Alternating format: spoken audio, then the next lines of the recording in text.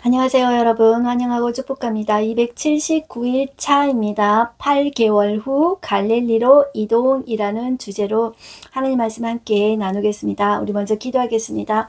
하나님 아버지 감사합니다. 오늘 또 저희를 말씀 앞으로 불러주시니 감사합니다. 주님, 오늘 또 우리가 예수님의 공생의 뒤를 따라다녀 볼 텐데 주님, 우리에게는 많은 한계가 있습니다. 2000년도 넘는 긴 시간과 그리고 공간적으로 우리가 그 장소를 잘 알지도 못합니다.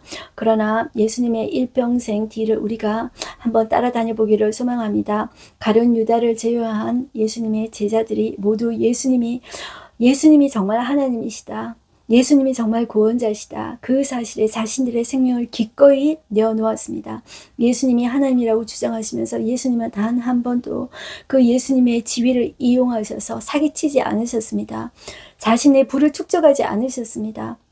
오히려 죽기까지 자기 생명을 사람들을 위해서 내어주시고 섬기신 분이 바로 예수 그리스도입니다. 오늘 또 우리가 그 예수님의 뒤를 따라가 볼 텐데 주님 성령님께서 말씀해 주시고 주의 말씀이 들려질 수 있도록 역사해 주시고 인도해 주십시오. 예수님의 이름으로 기도드렸습니다. 아멘. 네, 우리가 예수님의 공생의 뒤를 따라가 보는데요. 자, 이 사복음서를 왔다 갔다 하니까 여러분들 정신이 많이 없으시죠? 그래서 제가 정리를 짧게 계속 한번 해보겠습니다. 자, 예수님이 공생의 시작을 세례 요한에게 세례받으면서 시작하셨습니다. 그리고 성령에 이끌려서 시험 받으시고요. 그 다음에 세례 요한의 집회 장소에 가셔서 세례 요한의 제자였던 사람들을 이제 5명을 이제 예수님의 제자로 이제 삼으셨죠. 그 5명과 함께 자, 여기는 유대 지역입니다. 세례 요한의 집회 장소는 여기에서 Y좌표 이동해서 갈릴리 가나에서 혼인잔치를 참석하신 것입니다. 거기에서 예수님께서 첫 번째 표적을 일으키십니다. 자, 요한이 말한 표적이라는 것은 예수님이 바로 하나님이다 라는 사인이라고 제가 말씀드렸습니다. 그 후에 이 예수님의 일행은 앞으로 갈릴리 사역의 본거지가 될 가버나움은 갈릴리에서 수도 정도 되는 위치라고 생각해 보시면 되겠습니다. 그 가버나움을 본부로 삼기 위해서 부동산을 보셨다 이렇게 보시면 되겠습니다. 그 후에 첫 번째 유월절이 되었습니다. 우리가 시간적인 순서를 따라갈 때 중요한 것이 유월절입니다. 유월절 바둑돌을 4개를 둡니다. 하나, 둘, 셋, 4개를 두는데 첫 번째 유월절 때는 예수님께서 성전을 건드리십니다.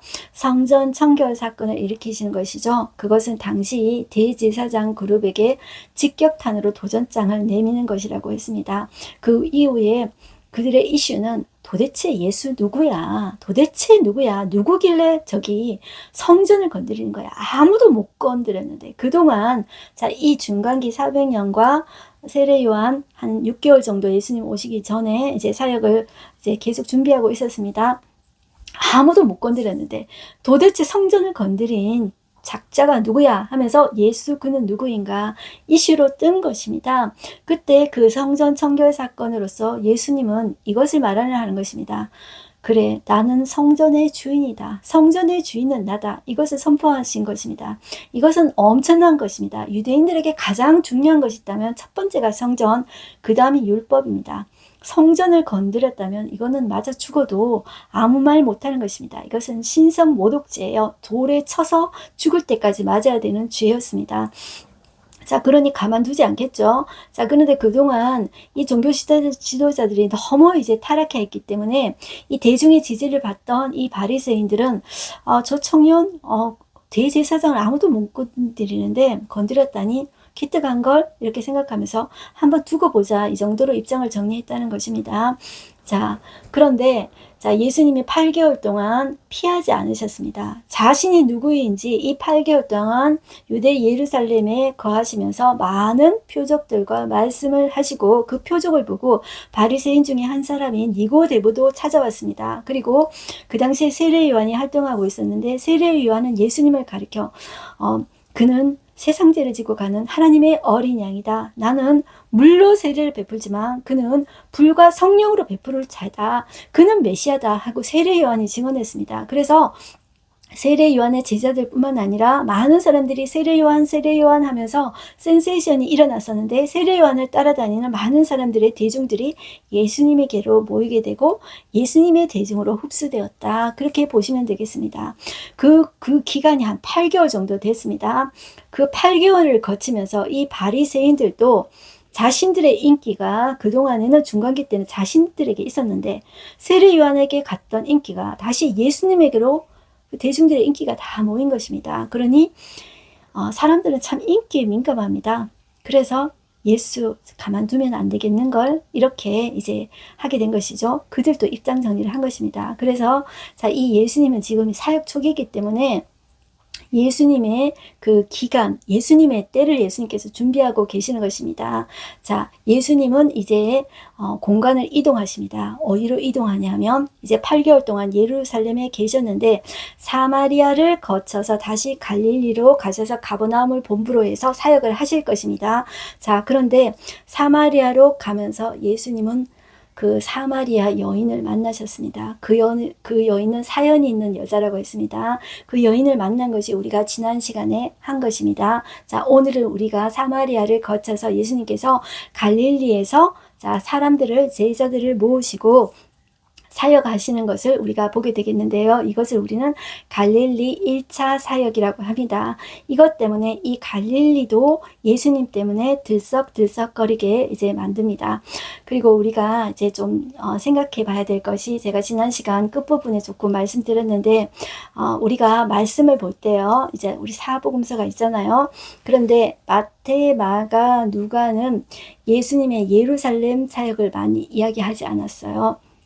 자, 거의 갈릴리에서만 사역한 것을 공간복음에 이야기하고 있고, 요한복음에서만 예수님께서 유월절에 그리고 예루살렘에서 사역한 것이 많이 나와 있어요. 그래서 이 공간복음에서는 예수님의 예루살렘 사역이 거의 없는 사각지대다, 이렇게 이제 보시면 되겠습니다. 그 정도로 하고 우리가 본문으로 한번 들어가 보겠습니다.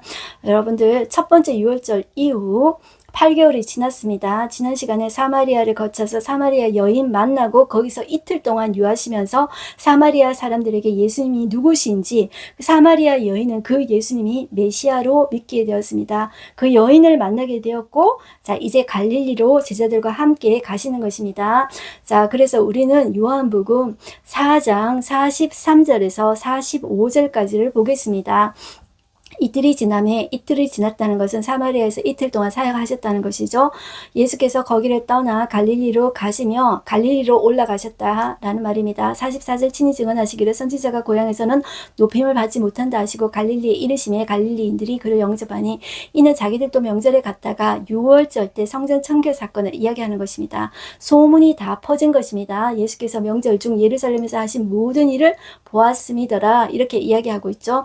여러분들, 이 갈릴리 전체 큰 도고 예수님이 자라나신 곳 나사렛은 예수님 당시에 평균 인구가 한 300명 정도라고 예측을 한답니다. 작게는 200명, 많이는 400명, 그러니까 한 중간 평균 정도 따지면 예수님 당시에 갈릴리 사람들은 300명 정도 주민이 되었다 하면, 소문은 여러분들 순식간에 퍼지지 않습니까? 300명은 아무것도 아니죠. 그죠? 자, 이제 우리는 갈릴리 가나에 예수님께서 이르르셨는데, 그때 예수님께서 첫 표적을 일으키신 곳이잖아요. 그때 왕의 신하가 와가지고 고쳐달라고 하는 일이 일어나게 됩니다. 이 갈릴리의 왕은 그 당시 분봉왕 헤롯 안티파스를 이야기하는 것입니다. 자, 이것이 요한복음 4장 46절에서 54절까지 나옵니다. 이것이 갈릴리 지방에서 두 번째 예수님이 하신 이적, 기적, 표적이 되겠습니다. 자, 46절 보실게요. 예수께서 다시 갈릴리 가나에 이르시니 전에 물로 포도주를 만드신 곳이라 왕의 신하가 있어 그의 아들이 가버나움에서 병들었어요. 자, 그런데 예수님께서 갈릴리로 오신다는 그런 소문을 듣고 내려오셔서 내 아들의 병을 고쳐주소서 하니 그가 거의 죽게 되었습니다, 이렇게 이야기해요. 그런데 자, 예수님께서 그 아이를 고쳐주시죠. 그게 50절에 나와요. 예수께서 이르시되 가라, 네 아들이 살아있다 하시니 그 사람이 예수께서 하신 말씀을 믿고 이제 가더니 내려가는 길에 그 종들을 오다가 만났어요. 자, 그런데 그 아이가 살아났습니다. 그 말을 들은 거예요. 그때가 언제냐 물으니까 예수님과 대화하던 시간과 일치된 거예요. 그래서 그때부터 그 아버지가 그 가족들이 예수님을 믿게 되었다. 온 집안이 다 믿게 되었다. 그리고 이 표적은 두 번째 표적이다 라고 이야기하고 있죠. 여러분들 가나에서 가버나움까지는 거리가 30km입니다. 자, 여러분들 차로 가면 뭐 금방이지만 그 당시에는 차가 있지 않습니까? 이것을 말하여서 원격 치료라고 합니다. 여러분들 우리가 코로나 기간을 거치면서 내가 만약에 코로나 걸렸다 그러면 직접 병원에 가지 못하고 전화로 어떻게 한다 이런 것을 처방받지 않습니까? 이런 것들을 비대면 치료라고 합니다. 직접 보지 않고도 의사들도 현대 의사들도 처방을 내려가지고 이제 약을 먹게 하고 치료를 할 수 있습니다. 요즘에는 이 큰 병원에서 삼성병원이나 이런 병원에서 제가 듣기로 뇌졸중 환자 같은 경우에도 이 원격 치료로 해가지고 집에서 장치를 해놓고 의사의 지시대로 해서 병원에 직접 오지 않고 원격 치료를 할 수 있다고 하더라고요. 여러분들 인간의 의사도 그렇게 할 수 있다면 오직 창조주 하나님이신 예수님께서 능치 못한 일이 어디 있겠습니까? 제가 마리아가 처녀로서 이제 동정녀 이제로서 이제 예수님을 가지신 것을 현대 의학도 할 수 있다면 창조주이신 예수님도 할 수 있다고 했습니다. 이것도 저는 마찬가지라고 생각하십니다. 원격 치료를 하신 것이죠. 자, 이제 우리는 누가복음으로 오겠습니다. 이제 고향으로 오신 것입니다. 누가복음 오셔서 4장 14절에서 30절까지 이제 보겠습니다. 여기에서는 예수님이 고향 나사렛에서 이제 배척을 받으십니다. 그래서 이사할 수밖에 없으십니다. 자, 4장 14절 갈릴리 여로 회당에서 가르치신 이야기가 나오는데요. 자, 소문이 사방에 퍼져서 여러 회당에서 이제 가르치심에 사람들에게 칭송을 이제 받으신 것이 누가복음 4장 14절에 나옵니다. 그 후에 이제 16절부터 이제 자라나신 곳 나사렛으로 가신 것입니다. 16절 예수께서 그 자라나신 곳 나사렛에 이르사 안식일에 늘 하시던 대로 회당에 들어가서 읽으려고 딱 펴셨는데 자, 사람들이 선지자 이사야의 글을 이제 준 거예요. 자, 그 당시에는 우리처럼 이렇게 성경책이 있는 것이 아니에요. 두루마리로 이렇게 이제 따로따로 이렇게 보관하고 있는데 사람들이 이제 메시아가 오시기를 참 많이 기다렸기 때문에 이사야서를 많이 읽었다고 해요. 자, 그때도 이사야서를 딱 드렸는데 예수님께서 이사야 61장을 펼치신 것입니다.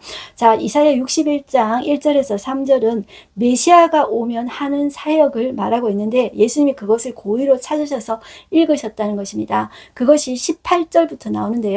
자, 한번 볼게요. 이사야 61장 1절에서 3절 말씀하고 같습니다. 주의 성령이 내게 임하셨으니 이는 가난한 자에게 복음을 전하게 하시려고 내게 기름을 부으시고 나를 보내사 포로된 자에게 자유를 눈먼 자에게 다시 보게 함을 전파하며 눌린 자를 자유롭게 하고 주의 은혜의 해를 전파하게 하려 하심이라 하였더라. 자, 여러분들 주의 성령이 이사야에게 임하신 것이 아니고요. 주의 성령이 내게 임하셨다라는 말은 메시아에게 임하셨다는 거예요. 메시아에게 임하셔서 기름을 부으셔서 어떤 사역을 하냐면 가난한 자에게 복음을 전하게 하시려고 기름을 부으셨다. 그리고 포로된 자에게 자유를 예수님이 눈먼 자에게 자, 다시 보게 함을 예수님이 하시잖아요. 그리고 눌린 자를 자유롭게 하고 주의 은혜를 전파하게 하려 하심이라 나오는데 여기 생략된 것이 있어요. 이사야 61장 1절에서 3절을 보시면 이렇게 되어 있습니다. 여호와의 은혜의 해와 우리 하나님의 보복의 날을 선포하여 모든 슬픈 자를 위로하되 자, 이것이 나오는데 예수님은 은혜의 해만 선포하는 것입니다. 자, 보복의 날은 뺐는데요. 자, 이것은 언제 예수님께서 하실 거냐면 예수님의 초림은 은혜를 선포하는 것입니다. 하나님의 사랑을 선포하는 것입니다. 예수님 다시 오시는 날은 보복의 해, 심판의 해가 되는 것입니다. 예수님이 그때 다시 오는 날은 구원과 심판이 동시에 임하는 것이고 예수님 재림 때 그것이 완전히 이제 완성이 되는 것입니다. 예수님의 초림 때 예수님이 주시고자 하는 것이 심판이 아니라 나는 너에게 영생을 주기를 원한다. 은혜를 주기를 원한다. 그렇게 그 예수님의 마음, 하나님의 마음을, 그 하나님의 사랑을 선포하는 것입니다. 메시아가 오면 하는 일이 그거라는 거예요. 그래서 옛날에 우리 여러분들 이런 노래가 있었습니다. 노란 셔츠 입은 사나이 아십니까? 노란 셔츠 입은 사나이가 언제 어디에서 나타나서 이런 일을 하면은 내가 바로 당신이 만나고자 했던 바로 그 남자입니다. 그것이 그 노래이죠. 요즘 사람들은 노란 셔츠 입은 그 노래를 이제 모를 텐데 저희 나이 또래는 저희보다 조금 위에 있는 분들은 이제 아실 거예요. 자, 어느 날 어느 시에 어떤 행동을 하고 무슨 색깔로 딱 표시하고 있으면 바로 내가 그 존재이다. 그것이 이사야가 어느 날 언제 어느 사람이 이렇게 하고 있으면 그 존재가 바로 메시아다. 이거는 메시아 예언의 이제 말씀입니다. 이 말씀을 예수님께서 고의적으로 읽고 21절에 이렇게 이야기하셨습니다. 이에 예수께서 그들에게 말씀하시되 이 글이 오늘 너희 귀에 응하였느니라. 이 말이 좀 어렵죠. 이게 뭐냐 하면 이 말이 지금 나를 통해서 이루어졌다. 이 말을 하고 있는 거예요. 자, 그래서 이 말은 예수님이 예수 그는 누구신가에 대해서 내가 메시아다. 내가 그리스도다. 내가 기름 부은 자다. 이렇게 말하고 있다는 것입니다. 자, 이렇게 이제 말을 하니까 자, 이 사람들이 그의 은혜로운 말을 놀랍게 여기기도 하면서 여러분들 이 사람들이 나사렛 이 회당에서 사람들이 이미 그 사람들은 언제부터 입장 정리를 하고 있었는지 생각을 하셔야 됩니다. 언제부터 입장 정리를 하셨냐면 첫 번째 6월절 때 예수님께서 예루살렘 성전에서 성전 청결 사건을 하셨죠. 도대체 저 청년 누구냐 했을 때 나사렛 사람들은 다 아는 것입니다. 우리 고향 사람 아니야? 우리 고향 청년 아니냐? 자, 이래서 다 알게 된 것이죠. 자, 그때 그 나사렛 회당의 그 원로들은 입장 정리를 한 것입니다. 그 사람들이 예수님은 8개월 동안 예루살렘에 있었죠. 그런데 그 사람들은 6월절 지키고 나서 바로 고향으로 온 것입니다. 그러니 예수님 오시기 전에 나사렛에서는 한 300명 정도 살고 있었다 그랬죠. 소문이 이미 다 난 것입니다. 그래서 이 원로들은 입장을 정리 다 한 것입니다. 저거 성전 건드렸어? 신성 모독이야. 저거는 정말로 돌에 쳐맞아 죽어야 돼. 그렇게 입장을 다 정리를 했던 것입니다. 그것을 예수님께서 다 알고 있으셨어요. 자, 근데 그때 예수님이 어떤 예를 드시냐면 유대인의 예를 드리는 것이 아니라 이방인 두 사람의 예를 들어요. 자, 26절 보시면 엘리야 때에 자, 수많은 과부가 있는데 오직 시돈 땅에 있는 사렙다 과부 한 사람에게 엘리야가 보내심을 받았다. 그 이야기를 하고 또 다른 사람 예를 드는데 엘리사 때 수많은 나병 환자가 있는데 수리아 사람 나아만만이 고침을 받았다. 자, 이 이방인의 예를 들은 거예요. 자, 그때 나사렛 이 회당에 있던 자들이 이것을 듣고 다 크게 화가 나서 자, 불난데 부채질을 당한 거예요. 이미 예루살렘 성전에서 성전 청결 사건 벌이시는 거 보고 이미 입장 정리했는데 와서 자기가 메시아라고 자기가 그리스도라고 자 여기에 안 되겠다. 돌로 쳐서 죽여야 되겠다. 이미 이제 확정을 이제 한 것입니다. 그래서 29절을 보면 일어나 동네 밖으로 쫓아내어 그 동네가 건설된 산 낭떠러지로 끌고 갔다 그랬죠. 거기서 이제 밀쳐내리려고 했습니다. 자, 거기서 이렇게 떨어뜨리면 죽을 수도 있는데 안 죽을 수도 있잖아요. 그러면 이제 신성모독죄는 돌에 이제 돌로 때려가지고 죽을 때까지 이제 돌로 치는 것입니다. 자, 그렇게 하려고 돌무더까지 다 밑에 이제 준비해 놓은 것입니다. 그런데 예수님께서 그들 가운데로 지나서 가시니라 한 거예요. 그러니 여기에서 살아갈 수 없는 거예요. 그래서 어디로 이사를 가시냐 하면 가버나움으로 이사를 가신다. 이렇게 보시면 됩니다. 이것을 마태가 적었습니다.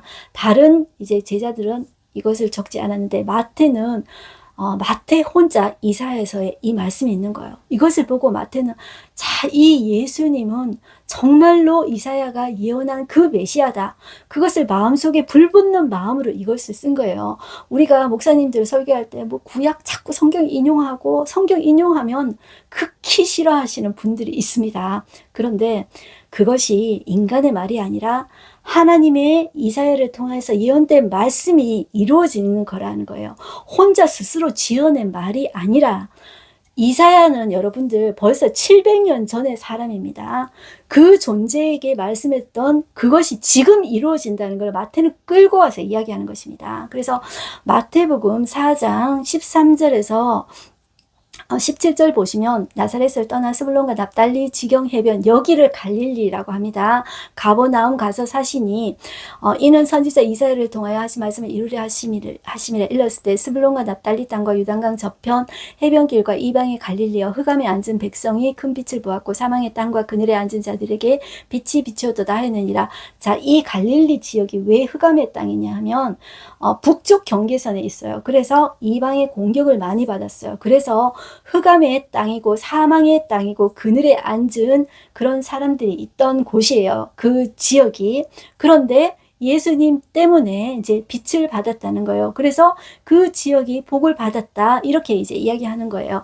자, 이렇게 보시고 이제 마가복음으로 한번 오십니다. 마가복음 1장 14절 뒷부분과 15절 한번 볼게요. 예수께서 갈릴리에 오셔서 하나님의 복을 전파하며 이르시되 때가 찼고 하나님의 나라가 가까이 왔으니 회개하고 복음을 믿으라 하시더라. 자, 지금 우리는 누가복음, 마태복음, 마가복음 정보에 의해서 예수님께서 이제 갈릴리로 오신 것을 이야기하고 있습니다. 이제 누가복음을 다시 한번 봅니다.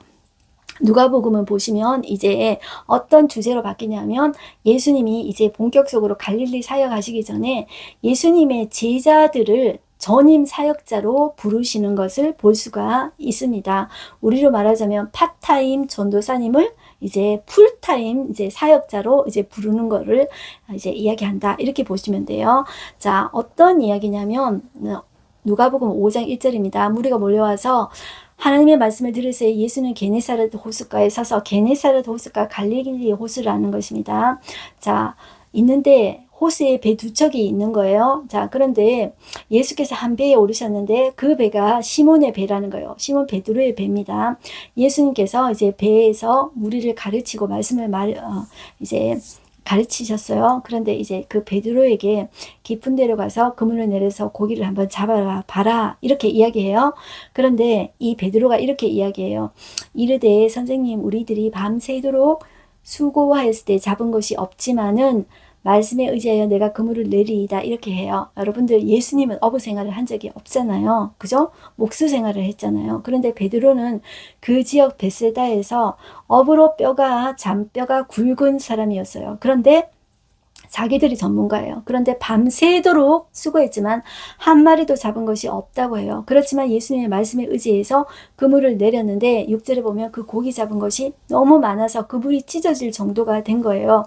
자, 이때 베드로는 예수님을 이제 정말로 다시 경험하게 된 거예요. 자기가 전문가이지만 내가 이 어부로서 잔뼈가 굵은 사람이지만은 나는 정말 한 마리도 못 잡았는데 자, 이 그물이 찢어질 정도로 이 고기를 이제 그 한마디에 예수님의 한마디에 자, 고기들이 이렇게 많이 낚이는 걸 보고 자, 그 예수님이 말하신 곳은 이제 고기가 없을 만한 그런 곳이래요. 그런데 그렇게 잡은 것을 보고 자, 이 존재는 인간이 아니구나. 이 베드로가 깨달은 거예요. 자, 그래서 여러분들 7절 보실게요. 이에 다른 배에 있는 동무들에게 손짓하여 와서 도와달라 하니 이 사람이 누구냐 하면 세베대의 아들 요한과 야고보입니다. 자, 그래서 두 배에 가득 이제 잠기게 된 거예요. 시몬 베드로가 자, 이 예수님을 경험하게 된 것입니다. 이 존재는 인간이라는 존재가 아니라 신적인 존재이구나. 그것을 깨달은 거예요. 그리고 나서 베드로가 한 말이 예수님의 무릎 아래 딱 꿇으면서 엎드려 이르되 주여 나를 떠나서서 나는 죄인이로소이다. 이 말인 거예요. 이 말이 여러분들 의미를 알기가 조금 어려우실 거예요. 이렇게 보셔야 됩니다. 여러분들 하나님이 누구인지 알게 될 때, 그 신적인 존재를 깨닫게 될 때 내가 먼지만 또 만한 정말 작은 점과 같은 존재라는 걸 내가 깨닫게 되는 거예요. 그분이 어떤 존재인지 내가 깨닫게 될 때 나는 정말로 부족한 자이구나. 그걸 깨닫게 되는 거예요. 그래서 예수님 앞에 바짝 엎드려서 저는 죄인입니다. 그렇게 보이는 거예요. 여러분들 하나님을 직접 만나게 될 때 나의 실체를 파악하게 되는 거예요. 나의 실체가 뭔지고 나의 실체가 죄인이라는 것을 베드로는 알게 된 것이죠. 자, 그때 그 배에 같이 있었던 사람이 요한과 야고보였다. 자, 세베대의 아들로서 시몬의 동업자인 야고보와 요한 또 놀랐다. 그 말이 나오죠. 자, 이제 마가복음 정보로 갑니다. 마가복음 4장 18절에서도 22절. 자, 여기에서도 같은 이야기가 나옵니다. 그때 예수님께서 하시는 말씀을 마가복음 정보에서 다시 한번 볼게요. 계속 오버랩이 됩니다. 4장 18절에서 22절입니다. 갈릴리 해변에 다니시다가 두 형제 곧 베드로라는 시몬과 그의 형제 안드레가 바다에 그물을 던지는 것을 보시니 그들은 어부라 말씀하시되 나를 따라오라 내가 너를 사람을 낚는 어부가 되게 하리라. 자, 이 사건 후에 예수님께서 그들을 나를 따르라. 네가 사람을 낚는 사람을 취하리라. 사람을 낚는 어부가 되게 하리라 하셨죠. 여러분들 예수님을 따라갈 때 내가 스스로 사람을 낚는 어부가 아니라 주님이 우리 주 예수님이 우리로 하여금 사람을 낚는 어부가 되게 하시는 분이에요. 내가 내 스스로 무엇이 되는 것이 아니라 주님이 나를 그렇게 만들어 가시겠다고 약속하셨습니다. 이것이 힘입니다. 우리가 노력해서 되는 것이 아니라 주님이 만들어 가시겠다는 것입니다. 그래서 그들의 반응 볼까요? 20절 그들이 곧 그물을 버려두고 예수를 따르니라. 여러분들 우리가 말씀을 들을 때 그들이 어떻게 곧 그물을 버려두고 예수를 따를까? 그들이 곧 배와 아버지 버려두고 예수를 따르니라. 22절에 이렇게 나오거든요. 자, 이것은 지금 경험한 것이 아닙니다. 자, 처음에 제가 5명의 제자 있었죠. 이 5명의 제자가 세례 요한의 제자라고 그랬죠. 어디에서 만났었어요? 제일 처음에 세례 요한의 집회 장소에서 만났던 거예요. 세례 요한의 집회 장소에서 안드레, 요한, 베드로, 빌립, 바돌로메 이렇게 만나셨잖아요, 여러분들. 그죠? 그때 만나고 왔다 갔다 이렇게 일이 있으면은 또 한 번 또 내려오면은 또 예수님과 같이 또 조인하고 하다가 파타임으로 왔다 갔다 하다가 이제 예수님은 이제 너희들 어부 그만두고 전적으로 내 뒤만 따르라 이 말이에요. 그래서 이것을 파타임 이제 그만하고 풀타임으로 전임으로 내 뒤를 따라 다니거라 이렇게 부르신 것입니다. 자, 이것이 여러분들 이제 앞으로 이제 2년 한 6개월 정도 이제 풀타임으로 쫓아다니면서 이제 베드로는 이제 예루살렘 교회의 이제 담임 목사와 같은 그런 역할을 담당하게 됩니다. 자, 이렇게 보시고요. 마가복음 1장 16절에서도 20절에도 요 말씀이 반복이 됩니다. 그래서 여러분들 이렇게 보시면 됩니다. 마가복음 1장 16절에서 20절도 똑같은 내용이다. 이렇게 보시고 그 다음에 예수님의 이제 갈릴리 사역이 나오는데요. 사람부터 먼저 이렇게 딱 하시고 사역을 같이 하세요. 여러분들 이 하나님의 사역을 하는데 우리가 없어도 얼마든지 예수님 혼자서 하실 수도 있습니다. 그런데 뭐 있어봤자 짐만 돼요. 그런데 그 부족한 사람들을 데리고 다니면서 예수님께서 보여주시는 거예요. 자, 갈릴리에서 어떤 사역을 하시는지 누가복음 4장 31절에서 41절까지 나와요. 가버나움 어느 안식일에서 예수님께서 더러운 귀신 들린 사람을 이제 고치는 이야기가 이제 31절부터 41절까지 나옵니다. 자, 그 더러운 귀신 들린 사람이 크게 소리 질러서 나사렛 예수여 우리가 당신과 무슨 상관이 있나이까 우리를 멸하러 왔나이까 나는 당신이 누구인 줄 아노니 하나님의 거룩한 자니이다. 이게 당신은 하나님의 거룩한 분이십니다. 이런 고백이에요. 귀신 들린 사람이.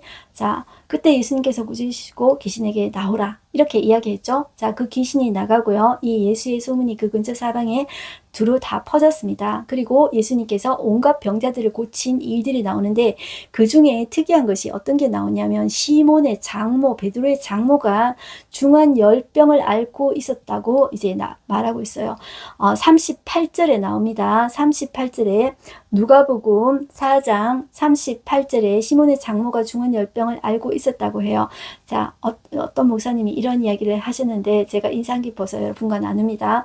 베드로가 전임 사역자로 이렇게 예수님 쫓아다니니까 베드로의 아내가 이제 베드로는 결혼을 했었습니다. 자식도 있고 가족이 있었어요.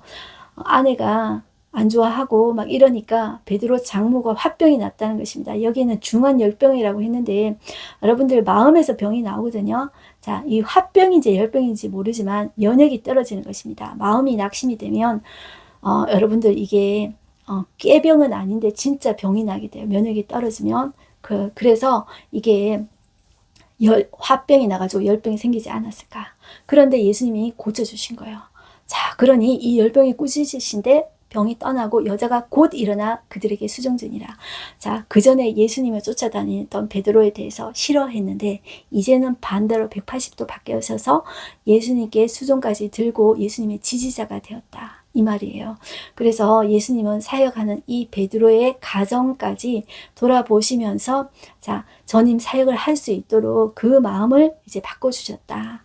자, 이렇게 여러분들 보셔도 좋겠습니다. 그리고 나서 자, 해질 무렵에 막 온갖 사람들이 온갖 병자들 다 데리고 와서 예수님께서 다 고쳐주셨다. 그 이야기를 이제 하고 있습니다. 그 다음에 이제 우리는 마태복음 8장 14절에서 17절로 오십니다.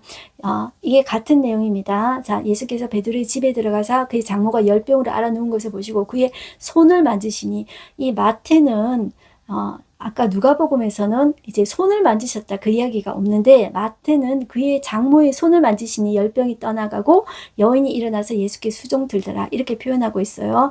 자, 그러면서 마태는 그 이사야 선지자, 아까도 이사야 선지자 그를 인용해서 예수님이 가버나움으로 이사하신 것을 그 말씀을 들어서 이야기하고 있죠. 지금 또 이사야 선지자의 예언을 들어서 이야기하고 있어요. 자, 그래서 17절 중간에 보시면 우리의 연약한 것을 친히 담당하시고 병을 짊어지셨도다 함을 이루려 하심이더라. 이 마태는 또 선지자 이사야 글을 인용해서 바로 이 존재가 바로 예수 그리스도시다. 그는 그리스도시다. 메시아다. 이거를 마태는 우리는 지금 그냥 탁탁하게 있지만 그 가슴 속에 불붙는 심정으로 그는 그리스도다. 그는 메시아다. 내가 이거 다 보았다. 나는 증인이다. 증인으로서 정말 나는 이것을 쓰고 있다. 이렇게 보시면 되겠습니다. 이방인 누가도 자세히 살펴서 조사해서 이것을 썼다. 이렇게 보시면 되겠습니다. 그 다음에 마가복음 정보에도 마가복음 1장 21절에서도 34절에 다 이제 똑같은 동일한 내용이 나온다. 이렇게 보시면 되겠습니다. 자, 요것은 앞에 내용의 반복이니까 여러분들 그렇게 이제 보시면 되고요. 자, 오늘 하루 한 절 말씀 보겠습니다. 시몬 베드로가 이를 보고 예수의 무릎 앞에 엎드려 이르되 주여 나를 떠나소서 나는 죄인이로소이다 하니, 자, 예수님이 시몬 베드로 배에 오르셨죠. 그리고 말씀을 전하셨죠. 말씀을 마친 후에 깊은 데로 가서 그물을 내려 고기를 잡으라 이렇게 이야기하는데 학자들에 따르면 그곳은 고기 잡을 수 있는 곳이 아니래요. 그런데 예수님의 말씀에 의지하여 이제 그물을 내렸더니 2배 가득하게 이제 고기를 잡았더라. 그때 베드로는 이 예수님이 누구시라는 것을 이제 알게 되는 거죠. 자, 주님을 알게 될 때래야 비로소 자신의 실체, 자신의 실존, 우리 자신의 존재를 깨달을 수 있게 됩니다. 여러분들은 그 하나님이 어떤 분이신지, 예수님이 어떤 분이신지 진짜로 만나셨습니까? 이 말씀을 통해서 여러분들 하나님은 어떤 분이실까? 그리고 예수님은 어떤 분이실까? 내가 진지하게 생각해보고 나는 그 예수님을 따라가고 있는 사람일까? 나는 그 예수님을 손님으로 대하고는 있지 않은가? 그렇게 생각해보는 시간이 되었으면 좋겠습니다. 기도하겠습니다. 하나님 아버지 감사합니다. 오늘도 저희가 예수님의 뒤를 열심히 따라다녀 보았습니다. 예수님이 이제 갈릴리를 오셔서 제자들을 부르시고 이제 전임 사역자로 부르시고 그들과 함께 여러 가지 병자들을 고치시고 메시아로서의 사역을 하십니다. 주님, 그 모습을 지켜보면서 예수님이 고향에서 나사렛 회당에서 배척받으시고 돌로 쳐 죽임을 당할 그런 위기도 있으셨습니다. 그러나 하나님 또 옮기셔서 제자들과 함께 갈릴리 사역을 또 감당하신 것을 보았습니다. 거기서 또 베드로에게 사명을 또 일깨워 주시고 내가 너로 사람을 낚는 어부가 되게 하리라 하셨습니다. 베드로 스스로 뭔가 잘나서 하는 것이 아니라 주님께서 베드로를 그렇게 사람 낚는 어부로 만들어 주시겠다는 약속이셨습니다. 그 말씀에 순종합니다. 그리고 베드로의 장모도 고쳐주셨습니다. 사명을 감당할 수 있도록 하나님께서는 가정의 아픔도 만져주셨다는 것입니다. 하나님 아버지, 우리가 한평생 살아갑니다. 한평생 살아갈 때 우리가 우리에게 맡겨주신 우리의 가족들 그리고 우리의 공동체들 가운데 하나님께서 주신 사명을 감당할 수 있도록 주님 역사해 주십시오. 하나님의 살아있는 증인이 되어지게 하여 주시옵소서. 예수 그리스도는 죽은 것으로 끝나지 않고 지금 또 살아계시며 성령님 우리 마음속에 주인이 되어 주셔서 주정해 주시옵소서. 주시고 다스려 주실 때 지금 또 놀라운 역사를 일으키고 계심을 믿습니다. 다만 우리가 성령이 우리를 이끌어 가기를 간절히 원해야 된다는 사실입니다. 왜냐하면 성령 하나님은 인격체이신 분이시기에 원치 않은 곳에 다스리지 않는다는 것입니다.